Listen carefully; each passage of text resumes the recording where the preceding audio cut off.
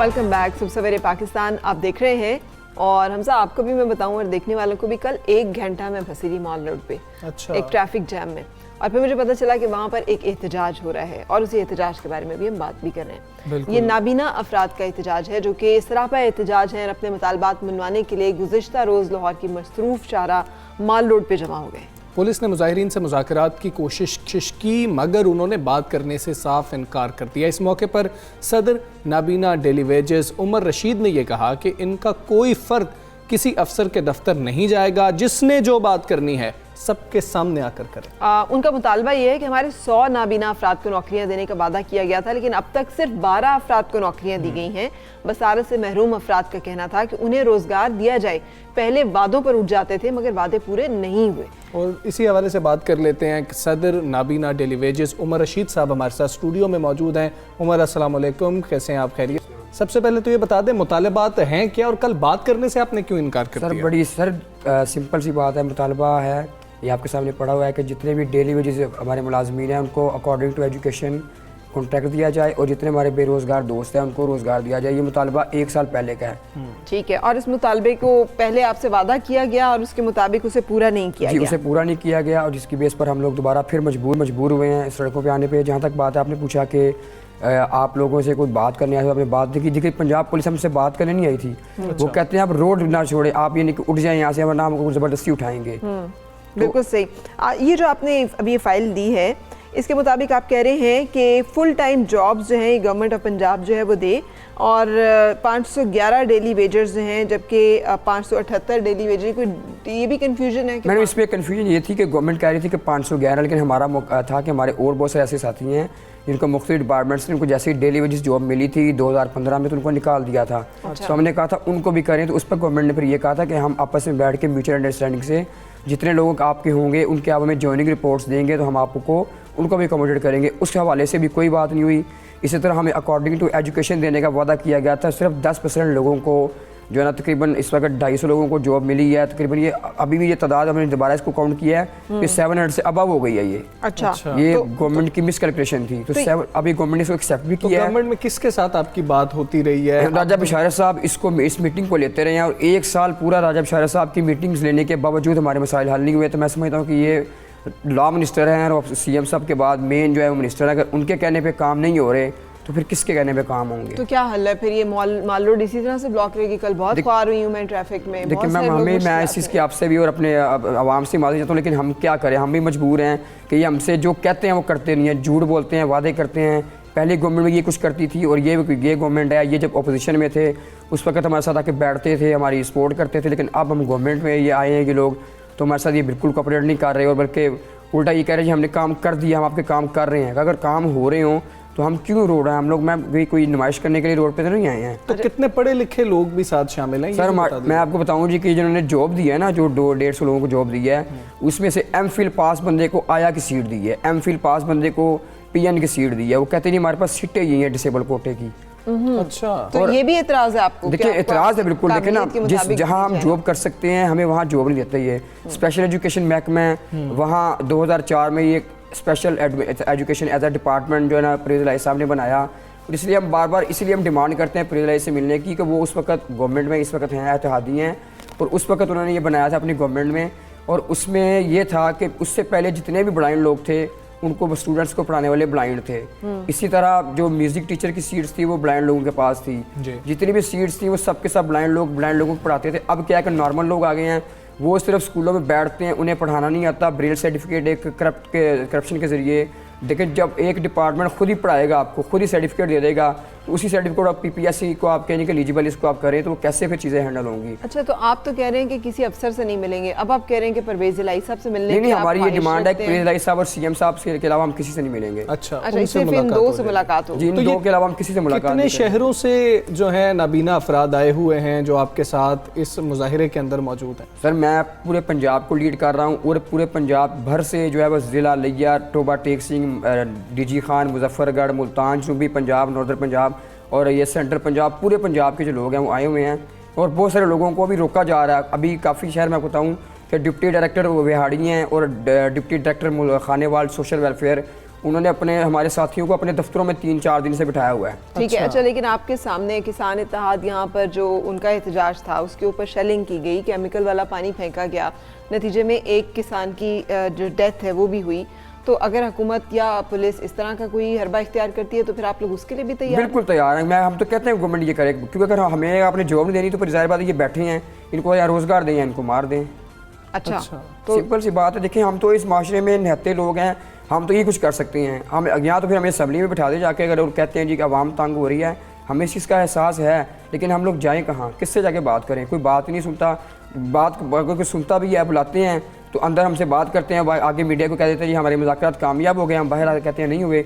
ये किसानों के साथ भी ये कुछ हुआ है ना कि राजा बिशारा साहब ने बुलाया, उनसे बात की है और कहते हैं इनके मुज़ाकरात कामयाब हो गए हैं और किसान बैठे रहे हैं बेचारे। अगर उनके मुज़ाकरात कामयाब हो जाएं तो वो क्यों उठ के जाते हैं यहाँ से? तो मुझे बताइए क्या उम्मीद है फिर आपको लग रहा है कि आपकी सुनवाई होगी? देखिए, मेरी तो गुजारिश है कि सुप्रीम कोर्ट ऑफ पाकिस्तान से, इमरान खान साहब से, कि आपकी हुकूमत है और आपने अपने पहले जो आपने स्पीच की थी उसमें कहा था कि मैं सबसे पहले जो माजूर दो लोग हैं मैं उनकी आवाज़ बनूंगा। तो आप सर, आपकी हुकूमत जो कुछ कर रही है पंजाब में, पिछले साल भी हम लोग पूरा 1 महीना बैठे रहे और मैं आपको बताता चलूँ कि पिछले 1 साल से ये लोग अपने घरों को नहीं गए। हम लोग शेल्टर होम लारी अड्डा में रह रहे हैं पिछले 1 साल से। क्या मतलब 1 साल से? यानी कि गवर्नमेंट जब मुआहदा किया हमसे 35 दिन का, तो हमने कहा जी 35 दिन आप हमारे शेल्टर होम में रहें। हमने कहा जी हम सड़क पे रहेंगे, हम शेल्टर होम नहीं रहेंगे। तो आप इन्होंने कहा जी आप शेल्टर होम रहें, आपके हम काम करेंगे। 35 दिन में काम नहीं हुए और उस वक्त से लेकर स्टिल इन्हीं के एहतजाज करने से पहले, मंडे से पहले तक हम लोग शेल्टर होम में रह रहे थे। तो आपने प्राइम मिनिस्टर जो शिकायत पोर्टल है उस पर शिकायत दर्ज करवाई है, वहाँ से कोई जवाब आया? सर बस वो जी, वो कहते नहीं पंजाब गवर्नमेंट काम कर रही है आपके लिए।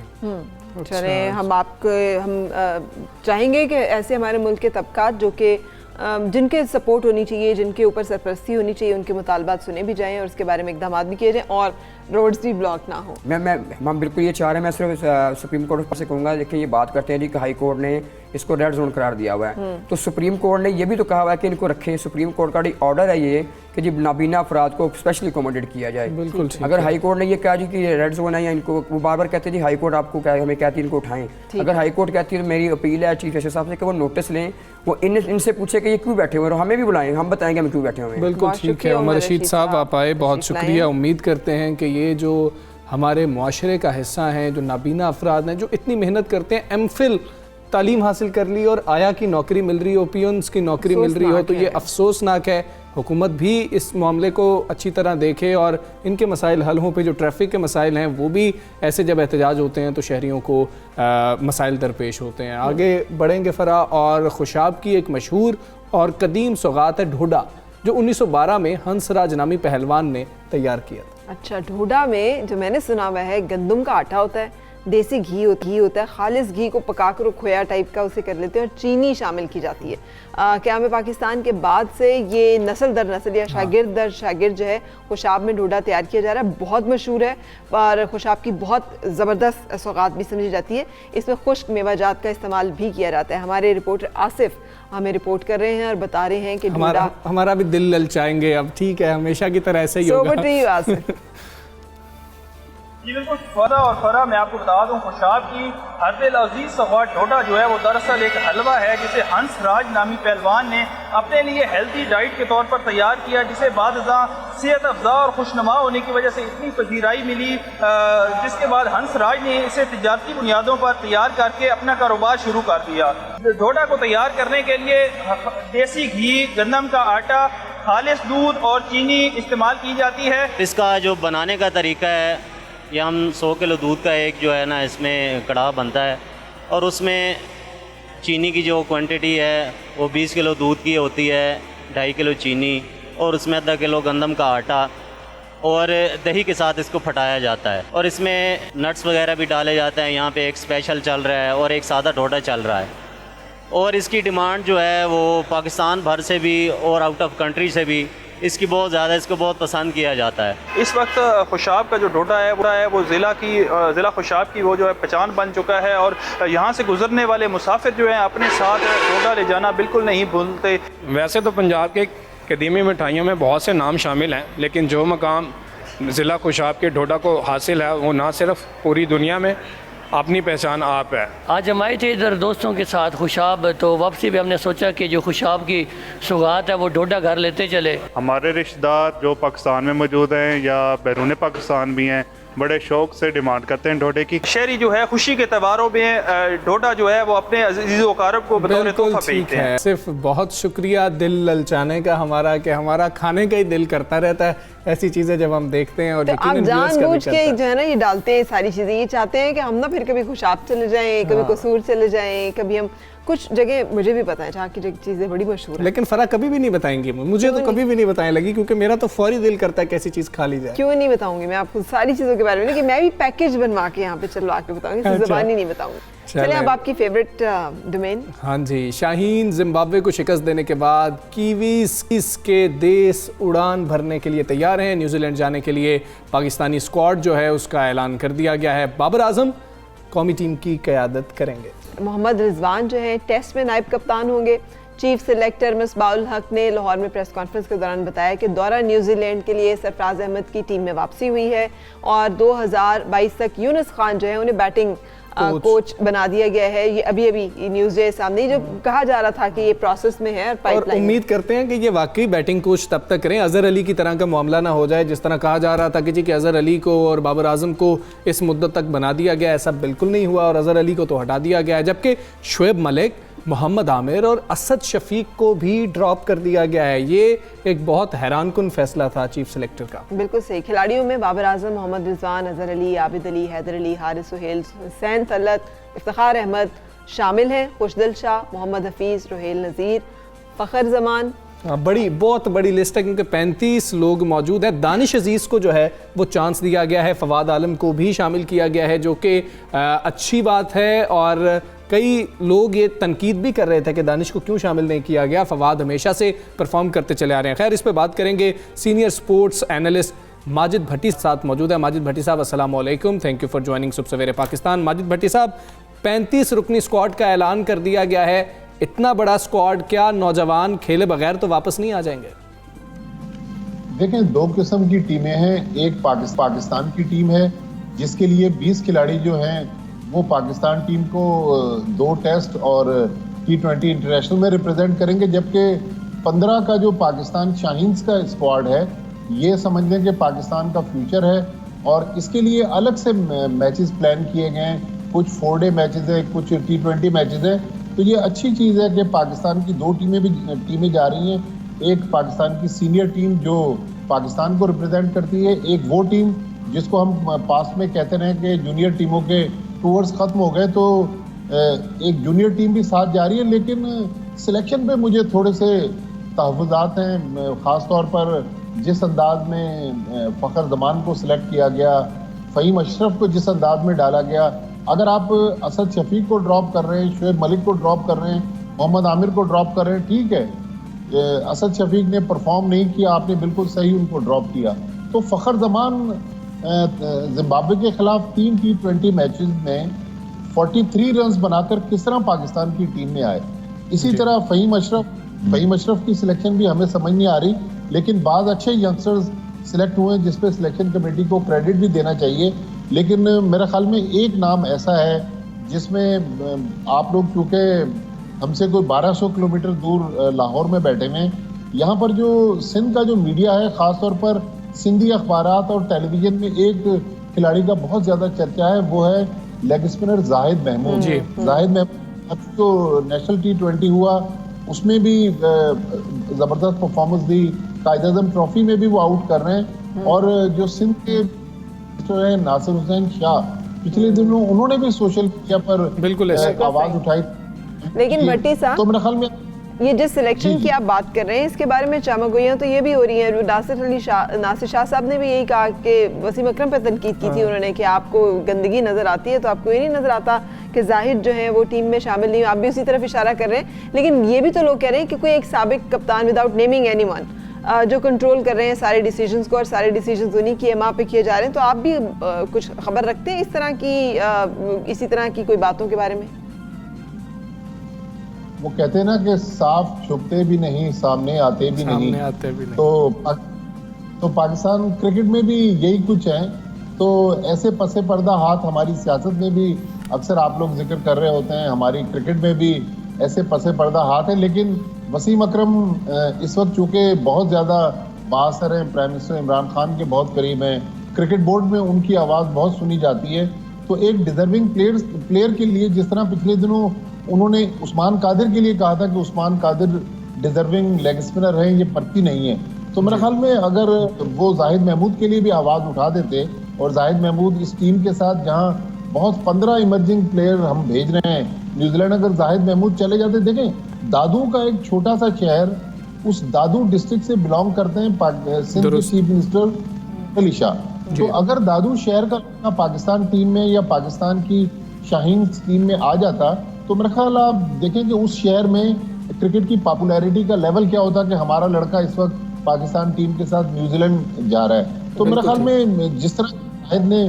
परफॉर्मेंस दी, अब एक उनके बारे में कहा जाता है कि उनकी उम्र 32 साल है, अगर जाहिद की उम्र 32 साल है तो मिसबाहुल हक तो 44 साल की उम्र तक टेस्ट क्रिकेट खेलते रहे, यूनुस खान खेलते रहे, अगर वो फिट हैं और फॉर्म में हैं तो मेरे ख्याल में उम्र तो मैटर नहीं करती। बिल्कुल माजिद भट्टी साहब, ये उम्र का भी थोड़ी सी बात कर लेंगे। सिलेक्शन के हवाले से बताइएगा, इफ्तिखार की परफॉर्मेंस और इफ्तिखार का बार बार टीम में शामिल किया जाना, जब से मिसबाहुल हक आए हैं और जब वो कप्तान भी थे तब का भी मामला देख लें, उसके बाद मोहम्मद रिजवान को नायब कप्तान टेस्ट का बना देना और वनडे में जो उनकी कारकर्दगी थी वो भी सबके सामने रही थी, फिर साथ सरफराज को T20 के लिए साथ शामिल कर लिया गया, क्या सरफराज को चांस मिलेगा?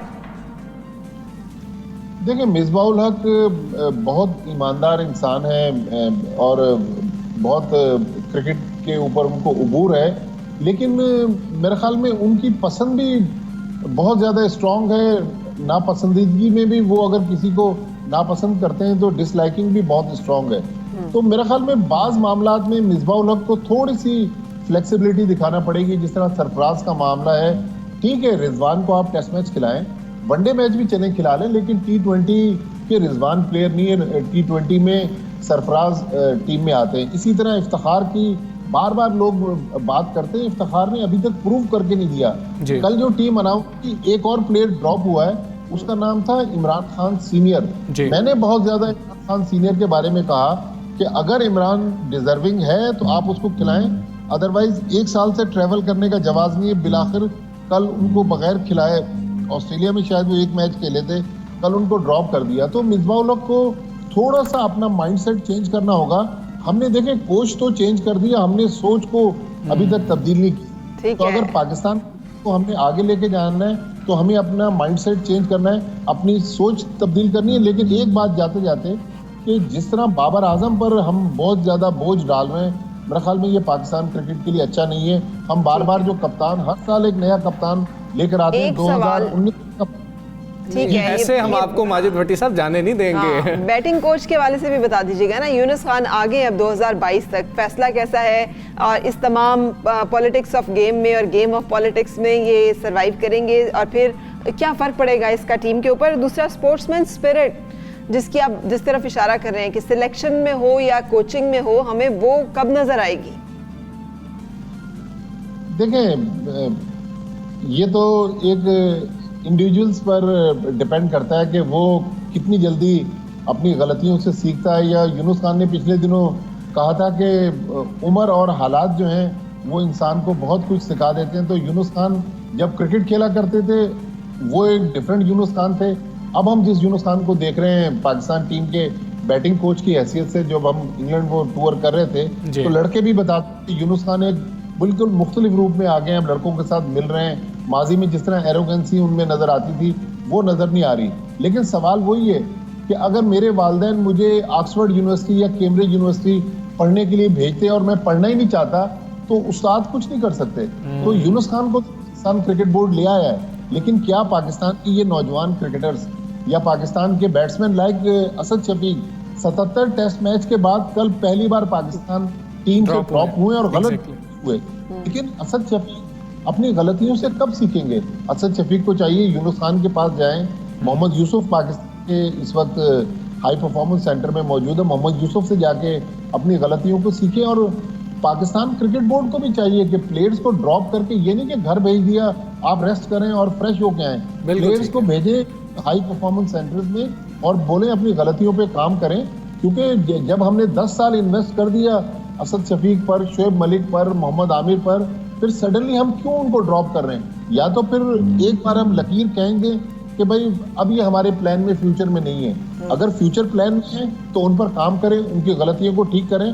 और जाते जाते एक और मैं आपको अच्छी खबर बता दूं, पिछले दिनों मिसबाहुल हक ने फवाद आलम की बैटिंग टेक्निक पर भी काफी काम किया है। आपने देखा होगा कि बिल्कुल अजीब व गरीब अंदाज में फवाद आलम बैटिंग करते हैं, तो फवाद आलम पर भी मिसबा ने काम किया। अब न्यूजीलैंड के टूर में जबकि असद शफीक नंबर 6 या 5 पर मौजूद नहीं है खेलने के लिए, तो फवाद आलम का भी रियल टेस्ट है कि बाहर बैठकर फवाद आलम के बारे में मीडिया ने बिल्कुल ठीक है। और फवाद आलम को अब चांस मिलने के भी जो है ना चांसेस ज्यादा हो गए हैं। बहुत शुक्रिया माजिद भट्टी साहब, आप फिर पाकिस्तान से बात करें। इससे पहले कि हम मजीद कोई बात करें, चंद माह कबल मोटरवे पर खातून के साथ ज्यादती के केस के बाद अदाकारा सनम सईद की एक मुख्तसर फिल्म यूट्यूब पर रिलीज की गई है, जिसमें एक मजबूत पैगाम दिया गया है। और ये मुख्तसर फिल्म अब्बस की कहानी मोटरवे हादसे पर ही मबनी है और इस मुख्तसर फिल्म में समाजी मसले को उजागर किया गया और बताया गया है कि पाकिस्तान में खातीन अकेले सफर करते हुए महफूज नहीं हैं। कितनी बदकिस्मती की बात है। इस्लामी मुल्क, इस्लामी जमहूरिया पाकिस्तान और ख़वातीन का एहसास तहफ़्फ़ुज़ का आलम यह है कि एक छुरी नहीं, हमें लगता है 2, 3, 4 छुरियाँ होनी चाहिए और बड़ी तेज़ होनी चाहिए उनकी धार भी, और फिर आपके पास गन और असला भी होना चाहिए ताकि आप अपना डिफेंस जो है वो कर सकें। We cannot trust the police कि अगर वहाँ कॉल कर लेंगे तो वहाँ से भी हमें जो है रिस्पॉन्स मिल जाएगा और हमारी मदद हो जाएगी। सो अब्बस का दौरानिया जो है ये 10 मिनट 24 सेकंड है, जिसमें सनम सईद ने माया नामी लड़की का किरदार अदा किया है, जिसके वालिद को दिल का दौरा पड़ता है और उसे उनके पास जाने के लिए अकेले सफ़र करना होता है। अकेले सफ़र करने से पहले वो अपनी हिफाजत के लिए मुख्तलिफ किस्म के हथियार, जिनमें छुरियाँ, बंदूकें, मुख्तलिफ अशियाँ वो साथ रखती हैं। और याद रहे कि 9 सितंबर को लाहौर के इलाके गुजरपुरा में मोटरवे पे खातून को इज्तिमाई ज़्यादती का निशाना बनाने का वाक़या पेश आया था, जिसके बाद ये बहस चल निकली थी कि आया मौजूदा हालात में खातून को अकेले सफ़र करना चाहिए या नहीं। और ये ऐसी चीज़ नहीं है कि जिससे ये उजागर किया जा रहा हो कि आप अपने साथ ये चीज़ें रखें, बल्कि इस मसले की तरफ निशानदेही की जा रही है कि हमारा तहफ़्फ़ुज़ आप लोगों ने करना है तो कुछ तहफ़्फ़ुज़ कीजिए, जो आपकी जिम्मेदारी है वो अदा कीजिए। ये चीज़ें करना ये मकसूद नहीं है। सोशल मीडिया पर एक वीडियो वायरल हुई जिसमें खातून और उसकी कमसिन बच्ची को अगवा किया गया और दोनों को रेप किया गया और उस कमसिन बच्ची की वीडियो देखी नहीं जा रही थी। तो जिस मुल्क में, जिस माशरे में ये हालात हों, वहाँ पर सोचना चाहिए कि हमें कैसे अपने इन वल्नरेबल जो हमारे सेगमेंट्स ऑफ सोसाइटीज़ हैं इसमें हैं ख़वातीन, उन्हें महफूज रखना है। ख्याल रखिएगा अपना और हम दोनों को इजाज़त दीजिए। अल्लाह हाफ़िज़। Have a good day.